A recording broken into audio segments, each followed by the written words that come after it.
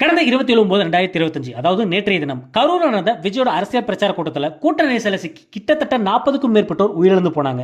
இதுல 9 அப்பாவி குழந்தைகளும் 17 பெண்களும் உயிரிழந்து போனாங்க. ஒரு சம்பவம் நாட்டையே உலுக்கிட்டு இருக்கிற இந்த டைம்ல இந்த சம்பவம் தொடர்பா விசாரணை நடத்த ஓய்வு பெற்ற நீதிபதி தலைமையிலான ஒரு நபர் விசாரணை அணைத்த தமிழ்நாடு அரசு அமைச்சிருக்காங்க.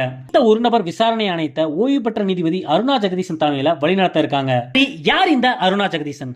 இந்த ஓய்வு பெற்ற நீதிபதியான அருணா ஜெகதீசன் பல்வேறு முக்கிய வழக்குகள்ல தீர்ப்பு வழங்கியிருக்காங்க.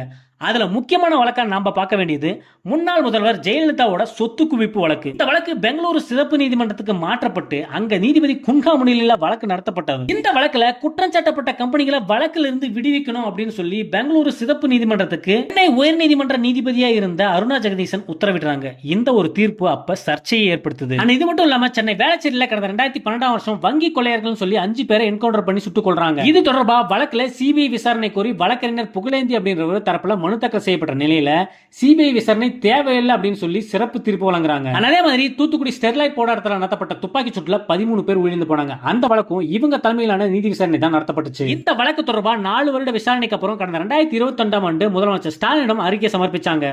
இதுல துப்பாக்கி சூடு நடத்தப்பட்ட 17 காவலர்களும் முழு பொறுப்பு அப்படின்னு சொல்லி அறிக்கையை சமர்ப்பிச்சாங்க. இது மட்டும் இல்லாம அப்போதைய மாவட்ட ஆட்சியர், வருவாய்த்துறை அதிகாரி இவங்க மீது துறை மீதியான நடவடிக்கை எடுக்கணும் அப்படின்னு சொல்லி அறிக்கையை சமர்ப்பிச்சாங்க. கடந்த 2009 இருந்து 2015 வரைக்கும் இவங்க நீதிபதியா பணியாற்றி இருக்காங்க. ஓகே மக்களே, ஓய்வு பெற்ற நீதிபதி அருணா ஜெகதீசன் இவங்களோட விசாரணையை பத்தி உங்களோட கருத்து என்ன?